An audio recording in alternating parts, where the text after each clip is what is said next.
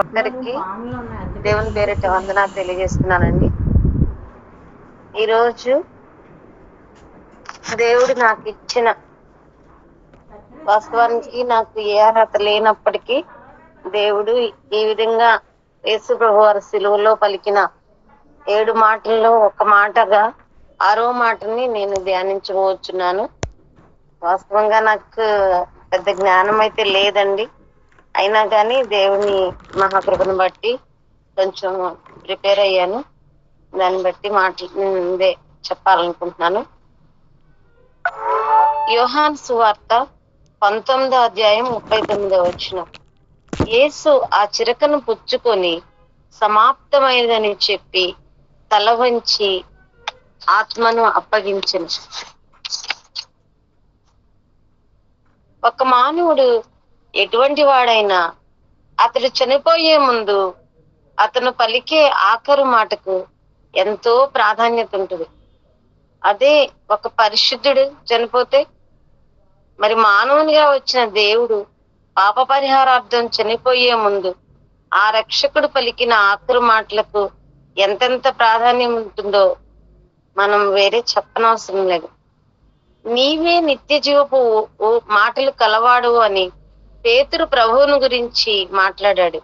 అటువంటి నిత్య జీవపు మాటలు కలిగిన యేసయ్య నరరూపధారిగా పలికిన ఈ మాట మనకు ఎంతో శ్రేష్టమైనది. చనిపోయే ముందు ఆ ప్రభువు పలికిన ఆఖరు మాటలకు అంత ప్రాధాన్యత ఉంది. క్రీస్తు ప్రభు సిలువలో పలికిన 7 మాటలకు క్రైస్తవ విశ్వాసులమైన మనము ఎంతో ప్రాధాన్యతనిస్తాం.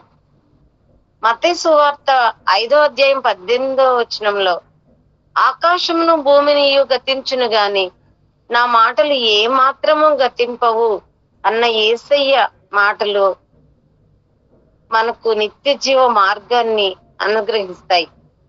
విశ్వాసులుగా దేవుని పిల్లలమైన మనకు 1వ మాట ద్వారా క్షమించే గుణాన్ని, 2వ మాట ద్వారా ప్రేమను, 3వ మాట ద్వారా బాధ్యతను, 4వ మాట ద్వారా దైవ సహవాసాన్ని, 5వ మాట ద్వారా ఆత్మల దప్పికను, 6వ మాట ద్వారా దేవుని చిత్తాన్ని నెరవేర్చుటను, 7వ మాట ద్వారా నిత్యత్వమును గురించి మనకు నేర్పించాడు.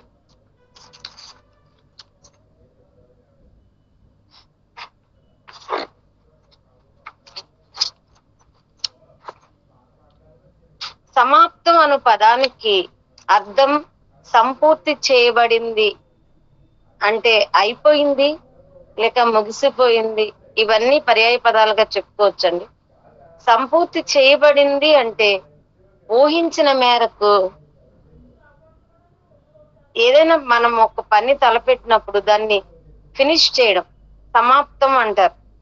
అయిపోయింది అనే మాటలో అయితే అసంతృప్తి, అపజయం ఇవన్నీ ఉంటాయి. కానీ సమాప్తం అను ఈ 6వ మాట ఒక విజయ నినాదం, జయధ్వని. సమాప్తం అను దానికి గ్రీక్ లో టెటెలెస్టై అను పదం వాడబడింది. It is finished. దేవుడు ఏం సమాప్తం చేశాడు? అసలు మామూలుగా సిలువలో ఆయన పలికిన 6వ మాట చాలా చిన్న పదమే అది. అయినా కానీ దాన్ని దేవుడు ఎంతో చక్కగా వివరించాడు. ఇది క్రీస్తు ప్రభు వారు సిలువలో పలికిన 6వ మాట. ఆయన దేవుడు 6వ దినం నా సృష్టి నిర్మాణం మొత్తం పూర్తి చేసి అప్పుడు సమాప్తమైందని చెప్పారు. అలాగే క్రీస్తు సిలువలో 6వ మాట మాట్లాడి లోకానికి ఆయన సిలువ మాటల్లో లోక రక్షణ కార్యమును సంపూర్తి చేశాడు. దేవా, నీ చిత్తం నెరవేర్చుటకు ఇదిగో నేను వచ్చి ఉన్నాను. నా ఇష్టం నెరవేర్చుటకు రాలేదు, నన్ను పంపిన వాని చిత్తం నెరవేర్చుటకే పరలోకము నుండి వచ్చి తిని అన్నది సమాప్తం చేశాడు. యోహాను సువార్త 6:38లో ఉంటుందండి. చేయుటకు నీవు నాకిచ్చిన పని సంపూర్ణంగా నెరవేర్చి భూమి మీద నేను నిన్ను మహిమపరచితిని. కావున తండ్రి తనకు అప్పగించిన పనులన్నింటినీ తుదముట్టించుట సమాప్తమైను. దేవుడు తన దాసులకు ప్రవక్తలకు తెలిపిన ప్రకారం దేవుని గుర్చిన మర్మం రెండో రాకడ గురించి కూడా ఏడో దూత బోర బోచుండగా సమాప్తమగునని ఈ 6వ మాటలో ప్రవచనం చెప్పి సిలువలో రక్షణ యాగం సంపూర్తిగా నెరవేర్చి విజయకీర్తనం ఎగరవేశారు. ధర్మశాస్త్రములైనను ప్రవక్తల వచనములను కొట్టివేయవచ్చినని తలంచుకొనవద్దు. నెరవేర్చుటగా గాని కొట్టివేయటకు రాలేదు. ధర్మశాస్త్రమునకు సమాప్తి అయి ఉన్నాడు దేవుడు. ధర్మశాస్త్రం పొల్లైనను సున్నైన పోకుండా నెరవేర్చుట సమాప్తం. పాపులను రక్షించుటకు క్రీస్తు యేసు ఈ లోకంకి వచ్చాడు. లోక పాపం మోసుకొని పోవు దేవుని గొర్రెపిల్ల అని మనము ఎన్నో బాప్తిస్మిచ్చి యోహాను యేసుక్రీస్తు ప్రభువుని గురించి పలికారు.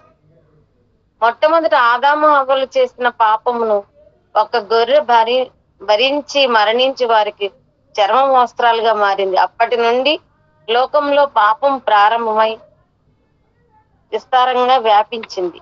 ఈ లోక పాపమును మోయడానికి ప్రభువైన యేసుక్రీస్తు ఈ లోకానికి వచ్చారు. అలా లోక పాపమును మోయడం వలన 4వ మాటతో తండ్రితో ఎడబాటు కూడా కలిగింది. అయినను ఆయన లోక జనులందరి పాపమును ఆ సిలువలో భరించాడు. లోక పాపమును మోయట సమాప్తము చేశాడు. ఎవరైనా పాప భారాన్ని కలిగి ఉంటే వారి భారము ప్రభువు మీద మోపి వారు పరిశుద్ధులుగా జీవించవచ్చు. అందుకే చెప్తారు కదా, కాబట్టి లోక పాపమును మోయట సమాప్తం చేసిన ప్రభు సిలువలో సమాప్తమైనదని పలికారు. పాపులను రక్షించుట కొరకైన కార్యము సమాప్తం చేశారు. పక్షవాయువుతో మంచం పట్టి ఉన్న వ్యక్తిని పాపములు క్షమించి అతను స్వస్థపరిచారు. పాపాత్మురాలైన స్త్రీ యొక్క పాపములు క్షమించి ఆమెకు సమాధానం ఇచ్చారు. సుంకరి అయిన జక్కయ్యను దర్శించి అబ్రహాము కుమారునిగా మార్చారు. ఆఖరికి సిలువలో విరేలాడుతున్న రెండో దొంగ యొక్క పాపములు క్షమించి అతనికి పరలోక రాజ్యాన్ని అనుగ్రహించారు.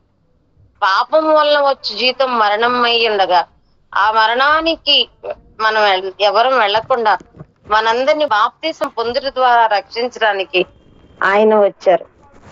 మనము ఆయన మన కోసం మరణించి తిరిగి లేచారని నమ్మటం వలన మనము బాప్తీసము పొందుతాం. ఆయనలో రక్షణ తీసుకొని ఆయన బిడ్డలుగా, ఆయన సొత్తుగా మనము అంగీకరించబడతాం. అలా పాపులను రక్షించడానికి కావలసిన సమస్త కార్యము సంపూర్తి చేసి సమాప్తమైనది అని పలికారు దేవుడు. ధర్మశాస్త్రమైన సంబంధమైన బలులను కూడా ఆయన ఈ శిలువ మీద కొట్టివేసి సమాప్తమైనదని పలికారు. పాత నిబంధనలో ఉన్నట్లుగా ఈ సమస్త బలులకు సాదృశ్య బలిగా అర్పించడానికి క్రీస్తు ప్రభు ఈ లోకానికి వచ్చారు. దహన బలిగా, నైవేద్య బలిగా, సమాధాన బలిగా, పాప పరిహారార్థ బలిగా, అపరాధ పరిహారార్థ బలిగా క్రీస్తు ప్రభువు బలి అయ్యారు. కాబట్టి ఆయన శిలువ మరణంతో ధర్మశాస్త్ర బలులు సమాప్తమయ్యాయి. సమస్త బలులకు సాదృశ్యంగా కల్వరి శిలువలో బలిగాపుతున్న యేసు తన మరణంతో బలులను సమాప్తమైనవని పలికారు. పీదలకు సువార్త ప్రకటించడం సమాప్తం చేశారు. ప్రవక్త అయిన యెషయా గ్రంథము ఆయన చేతికి ఇయ్యబడిను. ఆయన గ్రంథము విప్పగా ప్రభు ఆత్మ నా మీద ఉన్నది, బీదలకు సువార్త ప్రకటించుటకై ఆయన నన్ను అభిషేకించెను. లూకా సువార్త 4వ అధ్యాయం 17-18. అపవాది క్రియలు లయపరచుటకు జరగవలసిన కార్యములు సమాప్తి చేశారు. శిష్యుల ద్వారా కూడా ఆయన సాతాను క్రియలను లయపరిచారు.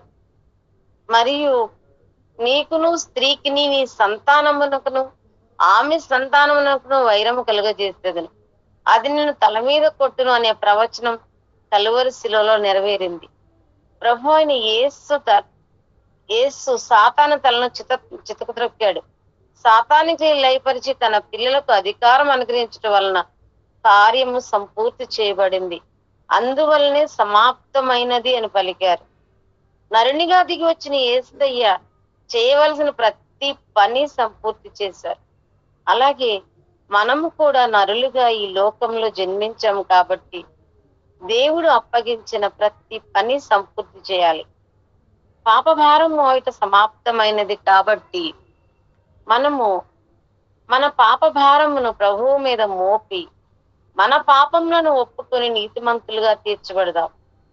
సువార్త ప్రకటించడం సమాప్తమైనది కాబట్టి మనము కూడా మన జీవితంలో అనేక మందికి సువార్త ప్రకటించి ఆ పనిని సంపూర్తి చేద్దాం. ప్రభు అపాది క్రియలను లయపరిచారు. అలాగే మనము కూడా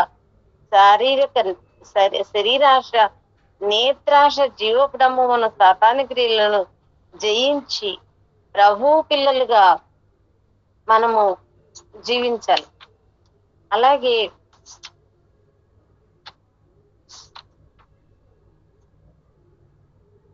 ఆజ్ఞ అతిక్రమమే పాపము అని వాక్యం సెలవిస్తుంది. యోహాను సువార్త 3:4 ఆదామవ్వలు ఆజ్ఞను అతిక్రమించడం వలన పాపులయ్యారు.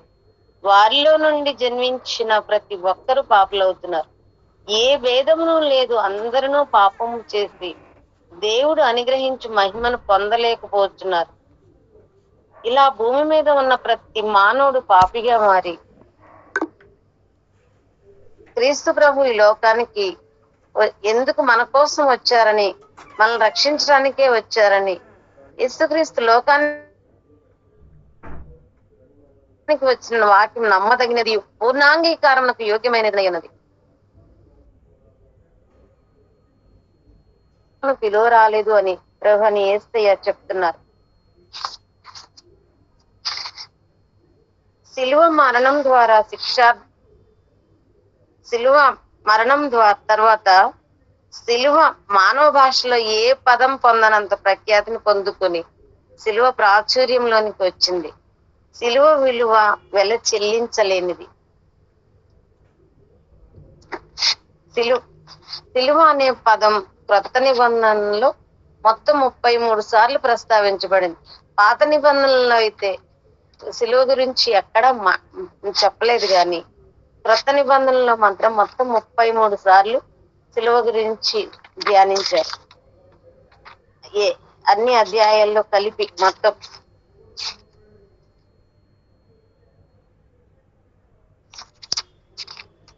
మామూలుగా అయితే అది కూడా చెప్తానండి. క్రొత్త నిబంధనలు మత్తయి సువార్తలో 5 సార్లు ఉంటుంది, మార్కు సువార్తలో 5 సార్లు, లూకా సువార్తలో 5 సార్లు, యోహాను సువార్తలో 4 సార్లు, 1 కొరింథీ పత్రికలో 2 సార్లు, 2 కొరింథీ పత్రికలో 1 సారి, గలతీ పత్రికలో 3 సార్లు, ఎఫెసీలో 1 సారి, ఫిలిప్పు పత్రికలో 2 సార్లు, కొలస్సీ పత్రికలో 2 సార్లు, హెబ్రీలో 2 సార్లు, ప్రకటనలో 1 సారి, మొత్తం 33 సార్లు శిలువ గురించి ప్రస్తావించడం జరిగింది. శిలువ పాపిని దేవునికి మనకు మధ్య ఉన్నదని, దైవాన్ని మానవుని సంధించే సాధనం శిలువ. అందుకే పాడుకుంటాం కదా, శిలువే నా శరణం అని చెప్పేసి అని. అలాగా శిలువ గురించి ఎంత చెప్పినా మనము ఎప్పుడు నాకు తెలిసి నేను పుట్టినప్పటి నుంచి గుడ్ ఫ్రైడేలు ఇవన్నీ నేను వెళ్తూనే ఉంటానండి, చూస్తూనే ఉంటాను. కానీ ఎప్పుడు ఏమీ మార్పు లేదు. ఎప్పుడు నా చిన్నప్పటి నుంచి అలాగే ఇవే 7 మాటలు ఇలాగే చెప్తున్నారు. ఎంతో మంది దేవుని ప్రేమలోనికి రావడానికి దేవుని సేవకులుగా ఎంతో మంది ప్రయాసపడుతున్నారు. యేసును చూపించి ఆయన మాదిరిని అనుసరించి మన ఎన్నో వాక్యాలు మనం ప్రతినిత్యం మన ట్రెజర్ ట్రోవ్ ద్వారా కూడా ఎన్నో విధాల ఎన్నో వాక్యాలు మనం వింటూనే ఉన్నాం. మన సందేహాలని నివృత్తి చేసుకుంటూ మనం దేవుళ్ళు ఎదగాలని ప్రయత్నిస్తూనే ఉన్నాం. అయినా కానీ మనలో ఎంతవరకు మార్పు వచ్చింది అనేది ఎవరికి వాళ్ళు వ్యక్తిగతంగా మనము పరిశీలన చేసుకోవాలి. దేవుడు ఎంతో 1 దెబ్బలు కొరడా దెబ్బలు సిలువలో భరిస్తూ కూడా మన కోసం ఆయన ఎంతో కన్నీరు కారుస్తూ ఆయన కోసం ఏడుస్తున్న వారిని కూడా క్షమించమని, తండ్రి వీరేం చేయించున్నారు, వీరు ఎరుగరు, వీరిని క్షమించు, అమ్మలారా మీరు నా కోసం అడగొద్దు, మీకోసం, మీ బిడ్డల కోసం ఏడవమని అంత రక్తధారలు కారిపోతున్నా కూడా యేసయ్య మన కోసం ఎంతో ప్రయాసపడుతూ మనల్ని అందరినీ రక్షించడం కోసం ఈ రోజు మనము ఇలా ఉన్నాము అంటే కేవలం ఆయన దేవుడు ఆ శిలువ మీద చేసిన ప్రాణత్యాగం. ఆ ప్రాణత్యాగానికి మనం ఏమిచ్చినా రుణం తీర్చుకోలేము. అంత వేదనను అనుభవిస్తూ వాళ్ళందరూ చిత్రహింసలు పెడుతున్నా కూడా ఏ మాత్రం కూడా యేసయ్య కొంచెం కూడా కనీసం తండ్రి గురించి, తండ్రి నా ఆత్మ నీకు అప్పగిస్తున్నాను, నన్ను ఎందుకు చేయి వీడ్చావని అడుగుతున్నారు తప్ప ఎవరిని కూడా ఏమీ అనట్లేదు. ఆ విధంగా మనల్ని ఎంతో ప్రేమించిన మన యేసయ్యకు మనము ఏమిచ్చినా రుణస్థులమే. ఆయన మాటలు మనము ఈ విధంగా ధ్యానించడానికి నిజంగా నాకైతే అర్హత లేదండి. ఎందుకంటే నేను ఏనాడో చనిపోవలసిన దాన్ని, అలాంటి నన్ను ఇంకా నిలబెట్టి దేవుడు ఈ విధంగా ఆయన మాట చెప్పడానికి పోయిన సంవత్సరం నేను దప్పిగొనుచున్నాను అనే మాట చెప్పాను. ఈసారి నేను చెప్పలేనేమో అనుకున్నాను. ఎందుకంటే వాస్తవంగా గత వారం రోజుల నుంచి నాకు హెల్త్ బాగుండలేదు. అయినా కానీ అందరూ నా కోసం ప్రార్థించారు. ప్రతిరోజు ప్రార్థిస్తూనే ఉన్నా. దేవుడు ఈ రోజుకి నాకు స్వస్థత ఇచ్చి ఆయన మాటని నేను మళ్ళీ మాట్లాడడానికి నాకు దేవుడు ఈ విధంగా అవకాశం ఇచ్చారంటే నిజంగా సిలువ అనేది అసలు అది అది శిక్షించడానికే హీనమైన వధస్థం ఉందని అర్థమైతే, అటువంటి హీనమైన మనందరిని రక్షించడానికి వచ్చిన యేసయ్యకు ఆయనకు ఎంతో హీనమైన శిక్ష చేశారు. అటువంటి శిక్షను కూడా ఆయన మన కోసమే కేవలం పాపులముగా ఉన్న మనల్ని రక్షించడానికే ఆయన ఆ శిలువ మీద ఆ మరణం పొందారు. కాబట్టి ఆ దేవుని ఆ మాటలన్నీ మనం ఇప్పటికీ నా మాటతో ఆరు మాటలు పూర్తయినాయి. ఇంకా 7వ మాట కూడా ఉంది. కాబట్టి ఈ 7 మాటల్లో ఉన్న ప్రతి అర్థాన్ని మనందరం అర్థం చేసుకొని ఆయన పడిన వేదనకి సాదృశ్యంగా మన కోసం మరణమయ్యారు. కాబట్టి క్షమించండి. మనము ఈ సిలువల్ని త్యాగాన్ని గుర్తు చేసుకుంటూ మనము కూడా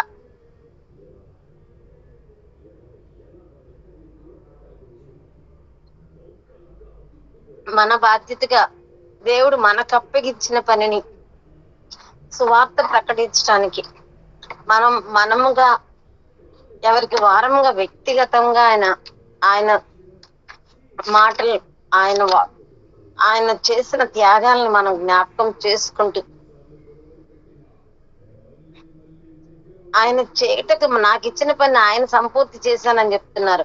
ఆయన మనకిచ్చిన పనిని కూడా మనము నెరవేర్చే వారముగా ఉండాలని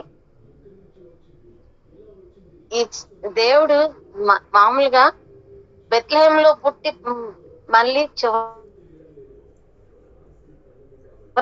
కల్వరి కొండ మీద ఆయన శిలువలో సమాప్తం చేశారు. కనుక మనం కూడా అందరం కూడా ఆయన ప్రేమని గుర్తించి ఆయన ప్రేమకు సాక్షులుగా ఉంటూ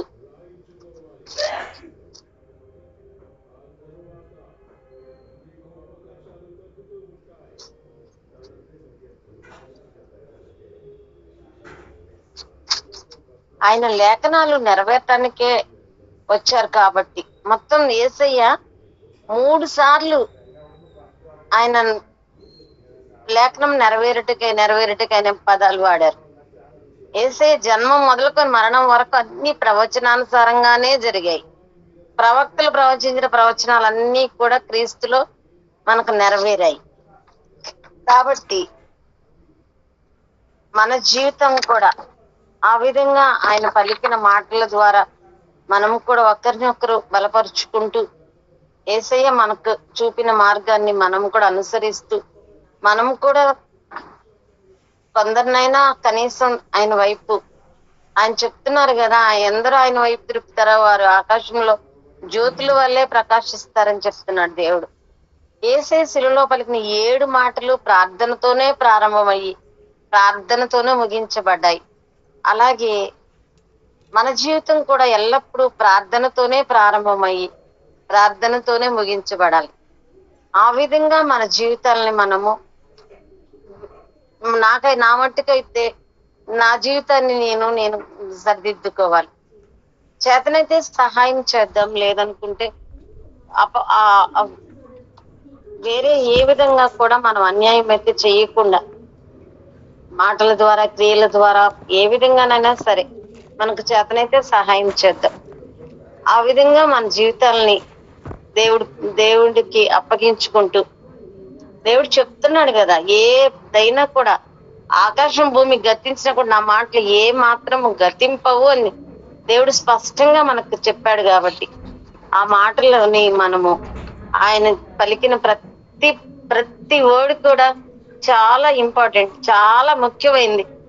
ఏది కూడా మనము ఒక్క పొర్లుసున్నా కూడా మనం చేర్చలేము. కాబట్టి ఆ విధంగా దేవునికి మనమందరము మార్గదర్శకులుగా ఉంటూ, నా చేతనైనంత మనందరం కూడా ఒకరినొకరు ప్రేమించుకుంటూ దేవుని ప్రేమని 10 మందికి పంచుతూ, ఈ సిలువ ద్వారానే, సిలువ మార్గాన్ని ఇప్పుడు 40 దినాలు ఎంతో మంది ఉపవాసాలు ఉండి ఎంతో కన్నీరు కార్చి దేవుని కోసం ప్రయాసపడుతున్నారు.